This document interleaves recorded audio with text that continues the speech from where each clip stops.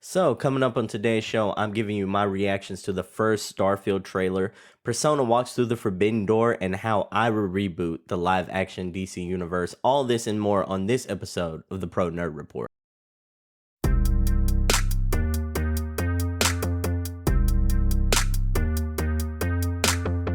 This is the ProNerd Report, the premier podcast where once a week we talk about all the cool nerdy shit you need to know about. You can find this on youtube.com, on the New Factions game site, as well as all podcast services. If you want to support the show as well as get the show a day early and get the show ad-free, you can do so by becoming a Patreon producer at patreon.com, the ProNerd Report. Thank you for listening. So, here on the ProNerd Report, we have a weekly award show segment called the Nerdtacular Awards. This is where we highlight the dopest nerd content that you need to check out. So, coming up on the first episode of the winner of this week's Nerdtacular Award, what the hell is this show? The video game deep into what makes a good TV show overall, and I'm ranking that you come across games have very few, if any, faults. All this and more is among those greats. Death's Door is a noir-themed action-adventure game that has some old-school Zelda flavor fused with Dark Souls. The result is weird, but it's a unique premise that works. Honestly, I cannot gush enough about this game. This is such a well-crafted indie game. Like, everything is pretty much premium. The gameplay is really good. The puzzle mechanics are A1, and I absolutely love the aesthetic of this game. It's a must-play for anyone who's a fan of that Metroidvania action-adventure genre. Like, this game is definitely taking inspiration from OG Zelda games like Link's Awakening in the best way possible. A huge shout out to the fact that this game does an immaculate job of getting in and getting out as well. Like, it's a 9 to 10 hour experience, and it's so well paced and it never feels bogged down. Like, Death's Door's crowning achievement is the fact that it delivers a different and fresh game that sets the standard for modern day Metroidvania games going forward. This game is seriously that damn good. Death's Door is such a dope game and more than worthy of the Nerdtacular Award of the week. Topic number 1. Now, without further ado, let's get started with the first topic in today's show. So, during Xbox Summer Game Fest Showcase, we finally got to see gameplay for a game we've all been waiting to see. Yes, that's right. We finally got to see High on Life.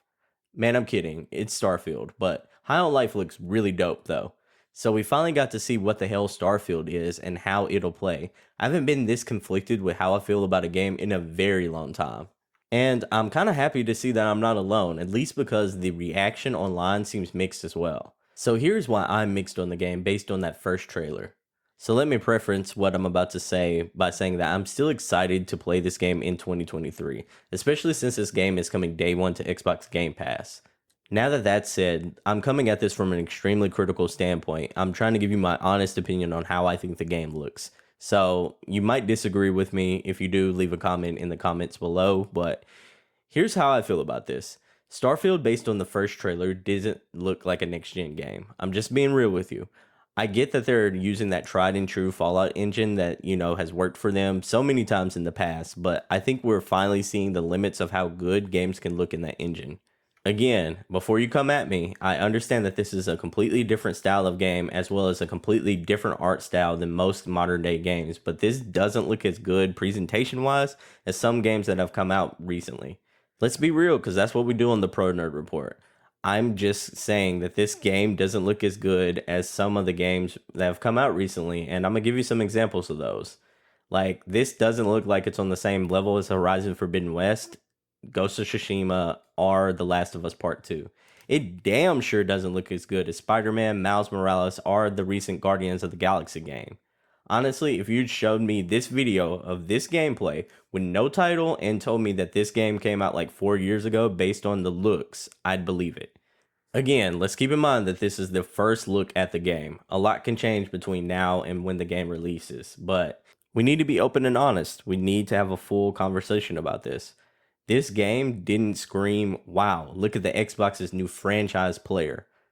This is supposed to be the next big game on the Xbox platform. Like, this is it. Like, this is why you paid $1 billion to acquire the next big line of games coming from Bethesda. This is what Xbox needs right now. And I'm going to be honest, based on that first trailer, the first one we saw, this just didn't scream, this is the Xbox's #1 draft pick. This is the Xbox's franchise player. This is why you pay $1 billion. Like, I didn't get that impression just on the first trailer. Like, y'all could be looking at me and y'all could be like, man, you're completely off base, you're tripping, you are completely in left field. But I'm just giving you my honest opinion, my honest feedback. Now, that's not to say that the game didn't look good. I told you I'm very mixed about it. I have some mixed feelings about this, and I think it did have some bright spots that, the trailer showed off really well. But for the most part, I can completely understand the argument that this didn't necessarily scream wow. Like, it didn't necessarily have that big wow factor to it. So one thing that really stood out to me and really had me feeling meh about Starfield overall is the emphasis that they put into the crafting. So I'm just going to be honest. I'm going to be forward with you. I don't want to do the crafting that is a huge mechanic in No Man's Sky. None of that intrigues to me personally as a gamer. That leans into my big worry for the game. They advertised that players would get to explore 1,000 planets, which would be great if there was intriguing things to do on each planet. Like, if there's a storyline on each planet or a side story on each planet, I'm great with that. Like, sign me up. More narrative, well, more like precise, very, very well written narrative, the better. I'm happy with that. Like, you're speaking my love language at that point. But if this is just like you get to explore 1,000 planets and this is very much like No Man's Sky meets, Mass Effect, which, while that sounds good on paper, if this leans more heavily towards No Man's Sky, this sounds like to me, at least like me personally. I don't necessarily want the ability to go to 1,000 planets, but I can only basically craft things or like mine materials from each planet. Like, that doesn't really speak fun to me. That speaks more like, this is a building mechanic kind of game at that point. In which case, I can just go play No Man's Sky, or I can go play Minecraft if I want that. Like, I want this to be Fallout in space, but give me a lot better graphics than what you showed me, and give me a good story. Like, let me sink into some very good, well-crafted lore. Like, I'm deep into that. Give me a well-crafted lore, build me a new universe that I can just like sink my teeth into, that I can learn about the other creatures and cultures in this side of the universe, and then I'm all for that. But if this is the other side of the fence where it's going to give you a main story and then there's 1,000 planets, but on those like maybe like 930 of those planets it's just going to be you crafting materials or like you building a base, that didn't quite speak to me as a premier Xbox experience. But then again, that's just me. So I'm hoping that they provide a legit reason to go to each planet, because that's what I really want. Like, give me some good side stories in each planet. Like, give me like like a planet that basically needs a new sheriff and I have to like find them a new sheriff, similar to like Fallout 3 New Vegas. Like, give me it doesn't necessarily have to be like the most banger story in the world, but give me like a reason to care about each planet. Give me a memory from each planet, because if it's just like, oh, that planet is where I can pick up some ore, or that planet is where I can pick up like their version of gold, then I'm just gonna be like, all the planets kind of like look and play the same. Like, there's nothing that stands out with each planet. So give me a reason to care. Now, I know I've been going pretty heavily into this, and I know this is coming across as extremely negative, but it's not that. Like, like I told you, I'm mixed. Like, there's some positives that I took out of this.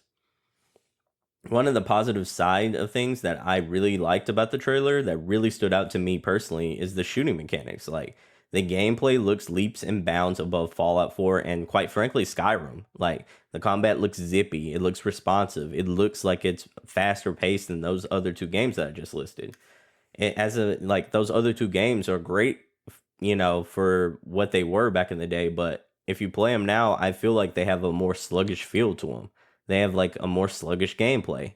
And I really liked that in this trailer, it seemed like, especially the shooting mechanics, felt more modernized. It felt like it was more zippy. So that's exciting to me. Like, I think like the end all be all like game mechanics of this could be very much fun. It could be that step forward that we all wanted to see after Fallout 4 and Fallout New Vegas. So before you hit me up in the comments and call me a hypocrite or call me names or anything like that, like, I know what I'm about to say is like completely contradicting like what I said earlier. So without further ado, one thing that got me really excited is the fact that you can edit and craft like your own ship. That looks extremely dope. That's one crafting mechanic that I'm like, oh, sign me up for that. If I can make like my own version of the Millennium Falcon from Star Wars, I'm good. Like, sign me up for that. If I can completely, make like my own version of the ship, color it the way I want to. If you're giving me the ability to make the Milano from Guardians of the Galaxy in this game, then I'm all for that. Like, I love that idea. That's the kind of crafting I really want to see. So yeah, I'm hyped and happy that you can edit and design your own ship. That looks dope. I didn't like all the sim elements in Fallout 4, but I think this is a very good evolution of that. Again, not to beat a dead horse with the Mass Effect comparisons, but I really hope that the ship in this game is like your home base, similar to what it was in Mass Effect 1, 2, and 3. So, all in all, I think my biggest reaction of the trailer is a little bit of trepidation because, like, I really want this game to lean closer to Mass Effect than No Man's Sky, and I'm not sure that's what we're going to get outside of the main story. That's why I'm meh on the game overall right now. I am hoping that, like, with time and with other trailers, they can change my mind. I'm hoping that's not the direction it's going in. I hope there's legitimately things to do in those 1,000 planets that we get to explore. Again, still going to play this game. I'm still looking forward to it overall, but now I think based on that first trailer, my hype on the game is a little more tempered. But, that's not the end all be all. This game could still come out and it could still blow my mind. It can be game of the year for next year. I don't know, but right now I'm just reacting to the first trailer. And my reaction, like many gamers across the internet, is very mixed. So let me know if you agree or disagree with me in the comments. Topic number 2. So let's switch to a new beat. Let's switch topics for a second. So in professional wrestling, there's a term called the Forbidden Door. What is the Forbidden Door and what does it have to do with Persona? Let me explain. So there is a long-standing rule in wrestling that the major companies don't collaborate with each other. For years, WWE, the biggest wrestling company in the world today, wouldn't do business with other professional wrestling companies. Yeah, it was crazy. But you know what? Persona was the exact same way. Besides the PC ports, the mainline Persona games have only been on PlayStation consoles or the PSP handhelds. It's been that way forever, so many thought the Persona games would always be a PlayStation exclusive, and that the back catalog of Persona games would always just be locked to the older PlayStation consoles. Recently, though, it was announced that Persona 3 Portable, Persona 4 Golden, and Persona 5 Royal is heading to the Xbox Game Pass and the Switch. That's right, the Persona series is walking through the video games version of the Forbidden Door. Before PlayStation fans get riled up and say that this is a bad thing, like, chill out for a second, let me explain some stuff. This will help the Persona brand as a whole, which will in turn mean more Persona, so that's a good thing, man. Plus, there's nothing to say that Persona 6 won't be a PlayStation exclusive whenever it comes out. Personally, I'm excited. I absolutely loved Persona 5, and I put in around 120 hours into the game, and that's before I rolled credits on it. I think Persona 5 was one of the most underrated games of the PlayStation 4 generation, and PlayStation 4 had a very stacked library of games, so that should tell you a lot and how highly I think of Persona 5. One of the massive reasons that this gets me hyped, though, is the fact that I've never played Persona 3 or Persona 4. Persona 5 was my first entry into the series. With all 3 games going on Game Pass, though, that shit is about to change. Like, it's about to go down. I'm not even gonna lie, like, I'm excited to jump back into Persona 5's universe and play the Royal Edition, and I just put in like 120 hours into that game a couple of years ago. There are so many changes and improvements to that game alone that many say it feels like a different experience altogether. So this is hype as hell, man. This is very exciting. Persona is walking through video games Forbidden Door, and this is hype, man. In wrestling, opening the Forbidden Door often leads to greatness. Like, I expect this to do the same for video games. This is the video games like The Rock going one-on-one with Hollywood Hulk Hogan at WrestleMania. That was magic. That was electrifying. To quote The Rock, it was absolutely electrifying. And more people are getting to play and fall in love with the Persona franchise. That's magic as well. And now a word from our sponsor. Today's sponsor of the show is patreon.com/the ProNerd Report. Do you want to support the show? Do you want to aid me in my quest to create a super soldier serum that I will use in order to achieve my dream and finally dunk a basketball? If so, and you got some dollars to spare, become a Patreon producer. By becoming a producer, you can get the show a day early as well as get the show ad-free. We also have some cool new tiers that you should definitely check out. Now, back to the show. Topic number 3. So let's switch topics here. This is the final topic of today's show. Let's talk about my biggest gripe in movies for the last 10 years. So this topic really hits hard for me as a fan of comic books and a fan of superhero movies. Like, comic book movies are my jam. Probably my favorite genre in all the movies. Can we be honest here? That's what we do on the ProNerd Report. The DCEU was bad. It's not a huge leap to say that the DC Extended Universe was handled poorly. By the way, what a terrible name for our live-action universe. And if you have to ask or think hard about what the hell is the DCEU, then you have a branding problem or a marketing problem. Both of which are bad things when you're trying to build out a connected universe. So DC has really struggled with the connected universe concept from the very beginning. No one really liked the original Justice League, so by the time we got the Snyder Cut, it was too late. Like, no one cared. Few people cared about the whole DC universe to begin with. So today we're going to wipe the slate clean. Now, I'm in charge of the DC universe. Not really, but DC, if you like what you hear, I'm available. Give your boy a call. So without further ado, let's reboot the DC universe. First off, I'm a firm believer in the saying, if it's not broke, don't fix it. The one thing Marvel did from the very beginning with the MCU was establish and make you care about each individual hero before doing an ensemble or a team-up movie. So that's what we're going to do here. Here is DC's Universe Phase 1.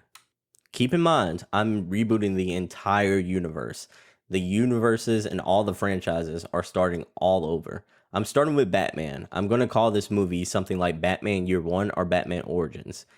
This needs to be a younger version of Batman, by the way, and this version of Batman is going to be trained by the League of Assassins. That leads into better stories going forward. The main villain is going to be Victor Zsasz, who will be the attack dog for the mob.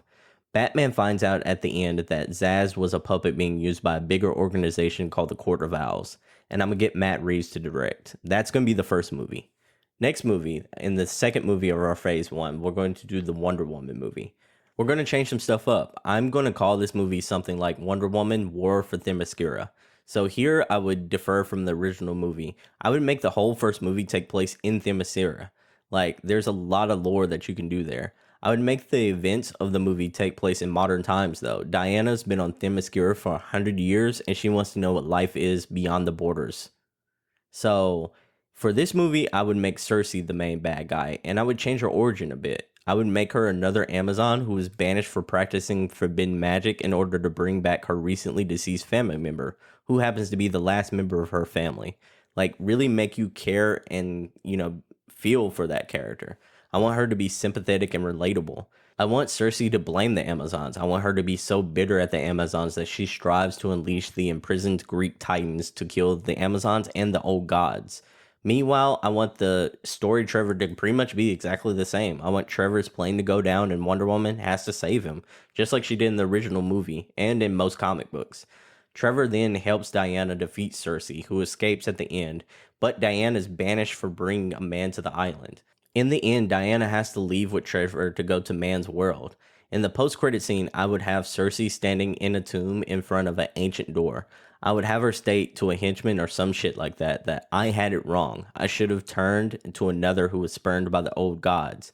When I figure out how to unlock this prison, I'm going to unleash Hades upon the world, hinting at Hades to come in future movies. Also have a scene with Diana in DC experience something of man world that completely blows her mind, like ice cream or something like that. So let's talk about the director for the Wonder Woman movie. I think Patty Jenkins did a magnificent job with the first Wonder Woman movie. It has its faults, but I think it's a good, solid movie overall. But then you have 1984. Like, Wonder Woman 1984 was like 5 steps backwards from the first movie.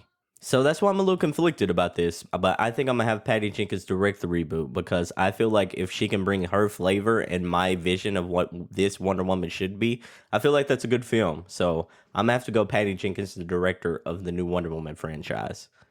Next up, I'm going to take the first big swing of this new reboot. I am going to do something that's never been done before. I'm going to make a good Green Lantern movie. Our next movie is going to be a Green Lantern buddy cop movie. I want to use Jon Stewart's version of Green Lantern, though. I want to use Jon Stewart because I want to establish that this is the furthest thing possible from that old Ryan Reynolds Green Lantern movie. So that's why I'm not going Hal Jordan with this one. In this movie, Jon will still be that hard-ass, serious character like he is in the comics, and I want him to be new to the Green Lanterns. On the contrary, I want to have his mentor, who's probably going to be an original character or like one of the side Green Lanterns. I want him to be a funny, laid-back teacher that cares about the job but bends the rules and is a man of the people. I'm thinking maybe an original character here, maybe someone similar to like Star-Lord from Guardians of the Galaxy. I want this movie to be like the Green Lantern version of Men in Black. I want that kind of vibe with it. So let's talk about villains, because I think the villains will make or break this movie. I'm going to go smaller scale. I'm not going to introduce Sinestro or any of the Black Lanterns. I'm going to go like smaller and keep this more of a confined space so that we can really get to know the Green Lanterns, and especially Jon Stewart. So I'm going with the Manhunters. The Manhunters are a race of robots who were created by the Guardians of the Universe. The Manhunters went rogue, so the Guardians of the Universe replaced them with what we know as the Green Lanterns. I want this movie to have that fun space vibe with lots of quips and lots of cool action sequences, but I want this to be a character film as well. In the end, I want the Lanterns to prevail in the end, and I want the end credit scene to be Jon's mentor going off on a mission by himself and getting captured by Brainiac's ship. Yeah, that's right, I'm talking Brainiac. I don't care what it takes, but we really need to get Taika Waititi to direct this project. He absolutely killed it in the Thor series. So I think his flavor with this type of movie would be perfect. I think that's like a solid B plus to A tier type movie right there. And I really think it can change the Green Lantern franchise and what we think of a Green Lantern movie around.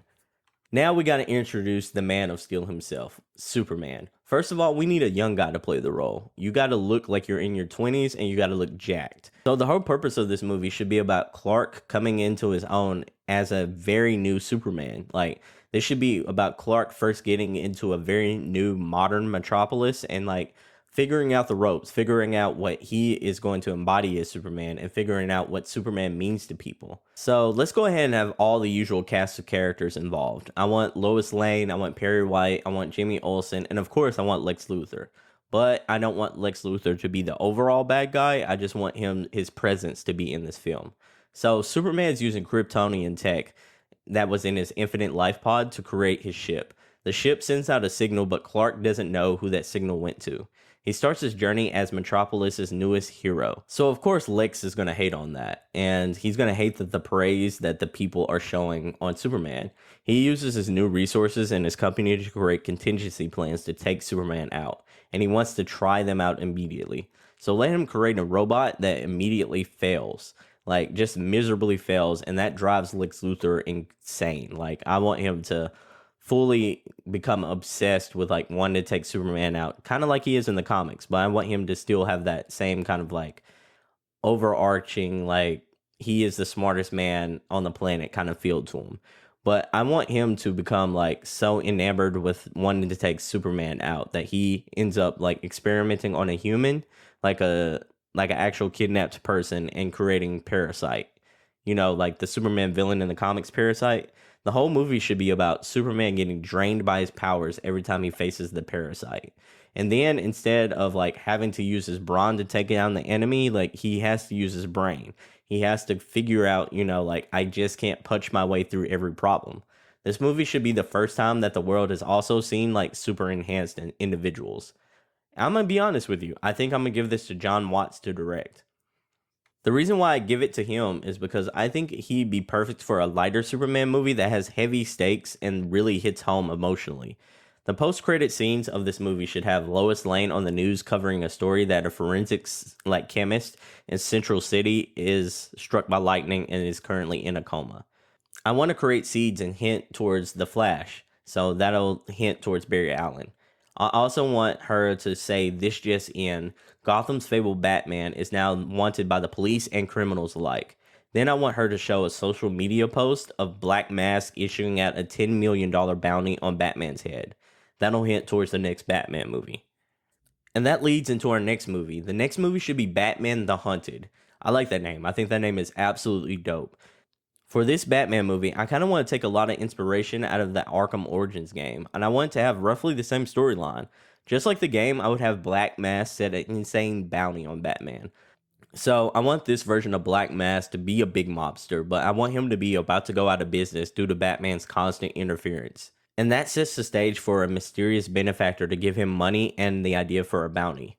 Then I would have minor Batman villains like Deathstroke and Bronze Tiger try to cash in on the bounty while Batman is trying to stop Anarchy from destroying Gotham. I feel like that's a good storyline. I feel like that is like, it's still keeping things relatively small and relatively enclosed to only a problem Batman can handle.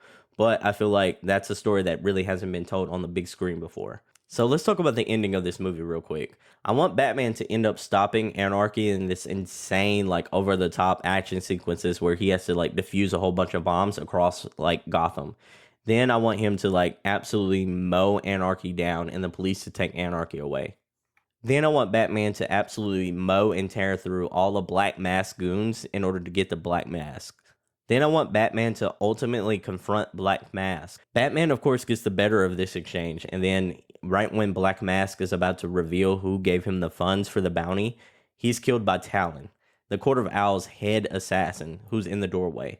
I want Batman to look at him and go, "Who are you?" as he gears up to fight this new foe. This is very important. I want Talon to really look imposing here. I really want him to look like he is an actual threat to Batman. And then I want him to say something along the lines of, "By the time you learn who I am and who we are, it'll be too late for you in Gotham." And then I want him to jump out the window and glide away in a similar style to what Batman does. I think that would be so dope. Then in the post-credit scenes, I want Batman talking to Gordon in Arkham Asylum, and I want them to be discussing about a death that just happened there. I want Batman to go into the cell and look around and see that Anarchy is dead with a Joker face painted on him.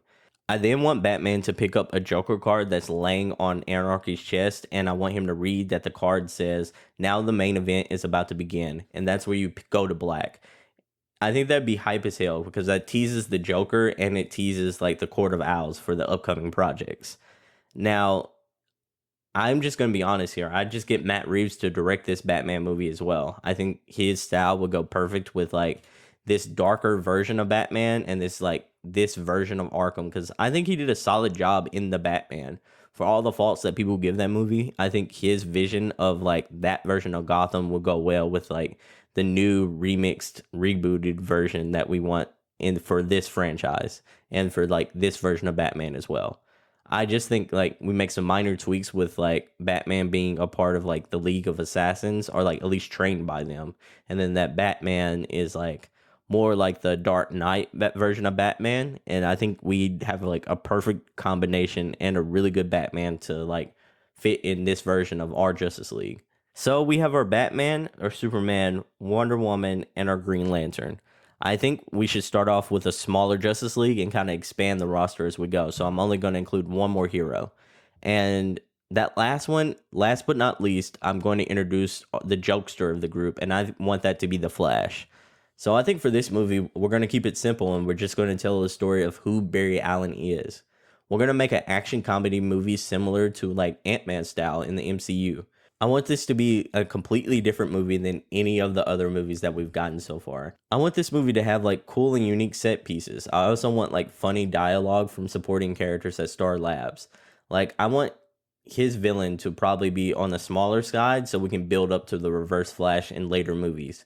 I want him to start off against Mirror Master and his sister. I think that would be like a perfect intro villain, and that villain would kind of be small enough to where like we would still get some cool action sequences, but yet we really get to hone in on who Barry Allen is as a person and as a hero.